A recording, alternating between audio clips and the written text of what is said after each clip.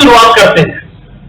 मैंने बताया इस तरह क्वेश्चन को कैसे हम लोग सॉल्व करते हैं, जहां पर CI माइनस SI दिया हुआ रहे, है ना, तो ये तो CI दिया रहे, SI दिया रहे, तो पीछे जो क्वेश्चन बताया था वही हो जाएगा। यानी कि पहले हम लोग प्रिंसिपल क्या लेते हैं, प्रिंसिपल जितना रेट आता है, रेट का जो फ्रैक्शन वैल्यू आता है, रेट का जो फ्रैक्शन वैल्यू आता है, रेट का 12.5% का फ्रैक्शन वैल्यू कितना होगा, 1/8 होगा। कितना होगा, 1/8। तो जो नीचे में आया 8, फ्रैक्शन वैल्यू जो नीचे में डिनोमिनेटर में आया 8, उसका कितना टाइम लेते हैं, उसका लेते हैं, है ना, जितना टाइम बोला जाता है। 3 बोला है तो 8 के पावर 3, और यदि 2 रहेगा तो लेंगे 2। यानी कि इस तरीके से हमारा जो प्रिंसिपल हो गया 8864 से 512 हो गया। कितना हो गया, 512। और CI माइनस SI कितना होता है, यानी कि प्रिंसिपल हम लेते हैं a क्यूब लेते हैं। यदि a वाला है फ्रैक्शन वैल्यू यदि 1/8 है, कितना है, 1/8, तो जो नीचे वाला जाता है उसको लेते हैं a, और प्रिंसिपल को लेते हैं a क्यूब के बराबर लेते हैं, a क्यूब के बराबर लेते हैं, यानी कि 8 का क्यूब 512। ठीक है। और CI माइनस SI कितना होता है, बताया था आप लोगों को कि CI माइनस SI जो होता है ना, तो वो होता है 3a प्लस 1 के बराबर होता है। किसके बराबर होता है, 3a प्लस 1। और a मतलब है ना, जो रेट है उसका फ्रैक्शन वैल्यू में जो डिनोमिनेटर आया 8, वो है आपका a, यानी 3 into 8 प्लस 1। तो 8 से 24 से 25 यूनिट, कितना, 25 यूनिट। और 25 यूनिट का वैल्यू दिया हुआ है कितना, 12.5। कितना दिया हुआ है, 12.5। तो भाई साहब अब यहां से कैलकुलेट कर सकते हैं कि यहां से कितना, कि 25 यूनिट का वैल्यू दिया हुआ है, 25 यूनिट का वैल्यू दिया हुआ है 12.5, तो 1 यूनिट का वैल्यू कितना होगा, 12.5 डिवाइडेड बाई 25। और हमको निकालना है, क्या निकालना है, हम लोग को निकालना था प्रिंसिपल। प्रिंसिपल है 512 यूनिट, तो 512 से गुना कर देंगे। इसको यदि सॉल्व करेंगे तो आएगा पॉइंट आएगा तो नीचे आएगा 10, और 25 बचे 125, यानी कि 25 बचे 125, यानी कि 5 से गुना करेंगे तो आएगा 5 दूनी 10, 5 कम 5 1 6, और फिर 5 बचे 25, और नीचे 10 था तो 112 पॉइंट, यानी कि 256 आपका आंसर, 256 आंसर सिंपली। और उसको ऐसे बना सकते हैं जैसे कि मान लीजिए आगे चीज बताते हैं तुरंत, जैसे कि इसको थोड़ा करते हैं इरेज, क्या करते हैं, इसको इरेज करते हैं और फिर उसको फिर से बताते हैं।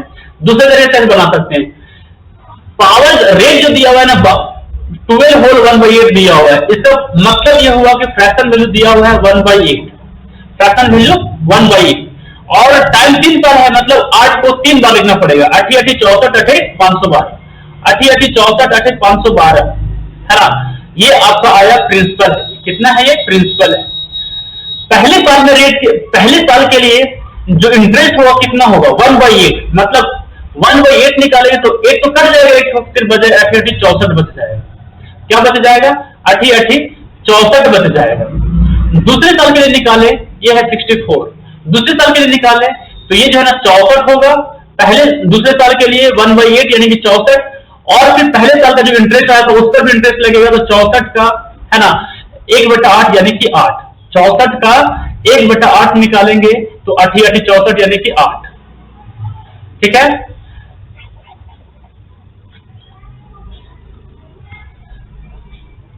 और फिर तीसरे साल का यदि निकालें तो तीसरे साल का आएगा कितना, तीसरे साल का आएगा, है ना, तीसरे साल का 1/8, पूरा प्रिंसिपल का 1/8 यानी 64, और दूसरे साल का इंटरेस्ट पर 64 था, उसका 1/8 निकालेंगे तो आएगा 8।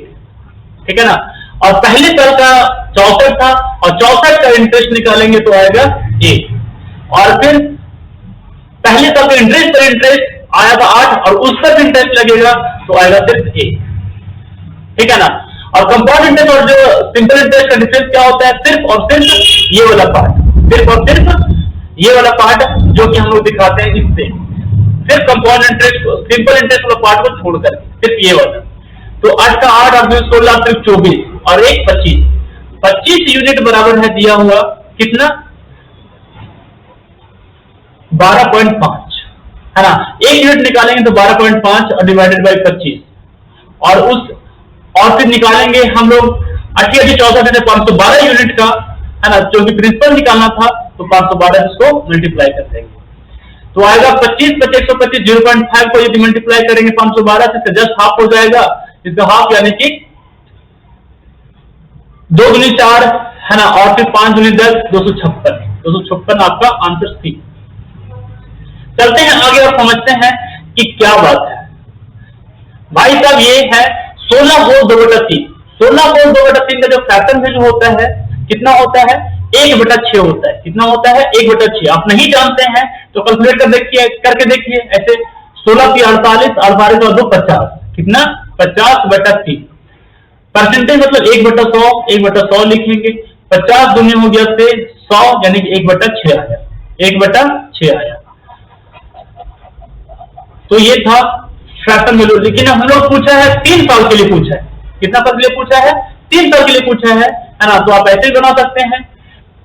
क्या कैसे बना सकते हैं कि पहले लीजिए प्रिंसिपल कितना, जितना फ्रैक्शन वैल्यू आता है, जितना भी फ्रैक्शन वैल्यू आता है उसका पावर टाइम का, यानी 6 × 36 × 216। यहाँ 6 आया था फ्रैक्शन वैल्यू, इसका पावर कितना 3। अब यदि डायरेक्ट बनाना चाहते हैं तो a हो गया आपका 6, तो हम प्रिंसिपल वैल्यू लेते हैं, हम लोग a क्यूब लेते हैं, तो 6 × 36 × 216। और फिर है ना CI माइनस SI का फॉर्मूला होता है CI माइनस SI बराबर होता है, बताया था आप लोगों को कि ये होता है ना 3a + 1, 3a + 1। अब a मतलब 6, तो 6 × 18, है ना, यहां से निकालेंगे 3 और a की वैल्यू है 6, कितना है 6 है, तो 6 × 18 और 19 यानी कि 19 यूनिट का जो वैल्यू दिया हुआ है वो दिया हुआ है 5.7। क्या दिया हुआ है, 19 यूनिट का वैल्यू दिया हुआ है 5.7। 1 यूनिट का वैल्यू निकालेंगे तो आएगा कितना 5.7 डिवाइडेड बाई 19। हमको निकालना था प्रिंसिपल, और प्रिंसिपल दिया हुआ है कितना 216 माने थे। क्या माने थे 216, तो 216 से गुना कर देंगे, ठीक है ना। तो गुना कितना होगा 19 एकम 19 बच गया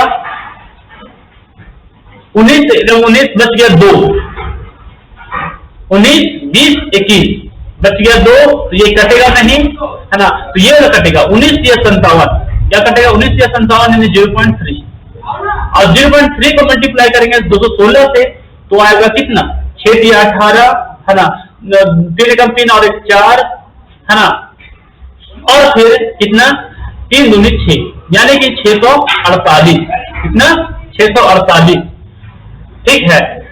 तो 19 सही है ना, 5.70 आया 648।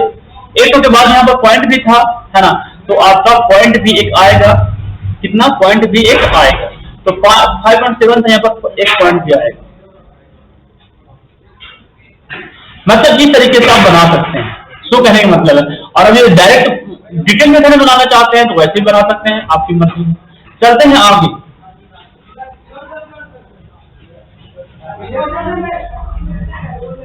इसको खुद से बनाइए डिटेल मेथड से, है ना, कि ऐसे कि टोटल जो है ना तो दिया हुआ है कितना 1/6, कितना इसका फ्रैक्शन वैल्यू आता है 1/6 होगा, कितना होगा 1/6।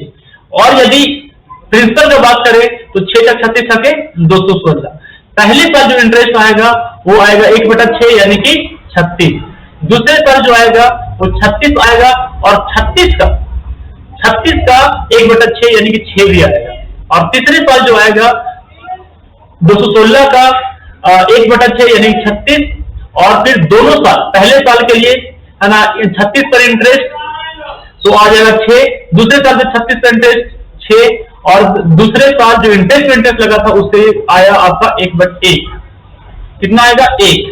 तो इस तरीके से है ना आप निकाल सकते हैं कि 6 × 18 ये जो है ना कंपाउंड इंटरेस्ट और सिंपल इंटरेस्ट का पार्ट है।